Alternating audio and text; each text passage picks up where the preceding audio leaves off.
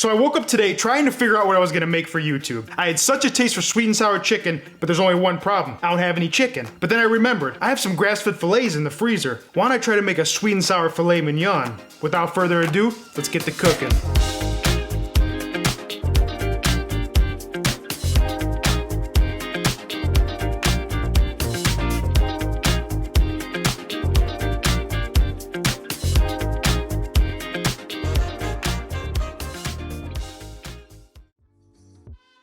I don't know why sweet and sour beef isn't more of a thing. It's easy to make, and we could probably argue that it's even healthier than sweet and sour chicken since it's not deep fried. The first thing we have to do is prep our beef. As I mentioned before, we're using 3 grass-fed filet mignons. I like using filet not only because it's super tender, but because it really doesn't have much flavor on its own. It's not really beefy like a ribeye, but if you have to, you can use a different cut of meat. I would just lean more towards the tenderer cuts. We're gonna season these fillets with a generous amount of salt, nothing else. We want that salt to penetrate into the meat, so do not be afraid of over-seasoning here. Then we're gonna take the fillets, place them into the fridge for around 20 minutes or up to a few hours to give that salt a chance to get into the meat. Next, let's move on to making our sweet and sour sauce. We're gonna start off by combining 3 tablespoons of sugar in a small bowl, followed by 3 tablespoons of rice wine vinegar, 1 tablespoon of pineapple juice, 2 teaspoons of dark soy sauce for some color, and 3 tablespoons of tomato ketchup. Give that a mix until combined and the sugar is dissolved. Then we're going to take 1 teaspoon of cornstarch to 2 teaspoons of cold water and mix that into the sauce to thicken it up. Once everything is completely incorporated, you can either place it in the fridge or set it on the counter until you're ready to use. And that's a simple and delicious sweet and sour sauce. Now let's talk about the rice. I like to use jasmine rice or some type of combination between a long grain rice and jasmine rice. Add a few cups of rice to your rice cooker or a medium-sized pot, and then what you're going to want to do is wash the rice in cold water.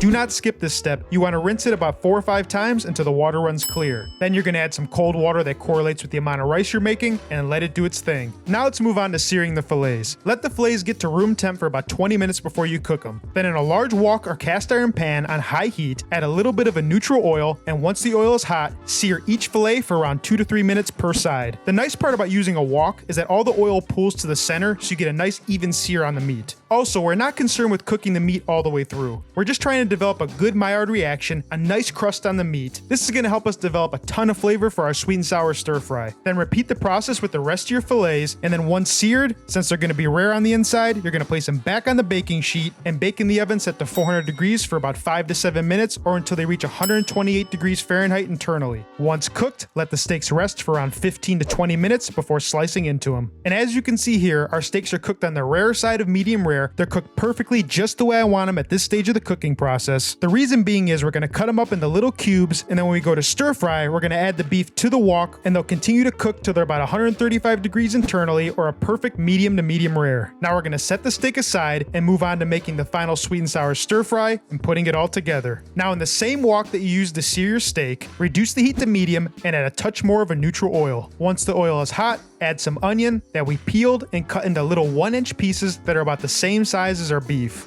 Then season the onion with a little bit of salt and pepper, then saute for around 2 minutes or until they just begin to soften. Next, we're going to add some bell peppers. We ended up using all 4 colors, but you can just use maybe green or red bell pepper if you don't have all 4, and you want to cut them in the same size as the beef and the onions. Continue to saute until the peppers begin to soften. Then we're going to add about 3 garlic cloves that we minced up fine earlier, and then a 1/2-inch piece of ginger that we peeled and minced up the same size as the garlic. Saute the ginger and garlic for around 30 seconds or until nice and fragrant. Then we're going to add a little bit of pineapple and our cubed filet mignon right to the wok. Give that a toss until well combined for around a minute or 2, then push all the meat and veggies to the top of the wok. Add the sweet and sour sauce right along the edge of the wok so it begins to caramelize slightly, and once it begins to simmer, go ahead and toss the sauce all over the meat and vegetables, and you'll notice it'll begin to thicken due to the cornstarch in the sweet and sour sauce. Now we're going to finish this with some green onion that we finely chopped up earlier on a bias, give it one final toss, and then once the meat is no longer pink around the edges and the sauce is thickened up, it's done. Now we're going to serve this sweet and sour filet on a large plate family style, garnish with some finely chopped green onion, and serve with that jasmine rice on the side. I really hope you guys enjoyed this recipe. I hope it inspired you to make it. Leave me a comment if you end up trying it. Now it's time for us to give it a taste.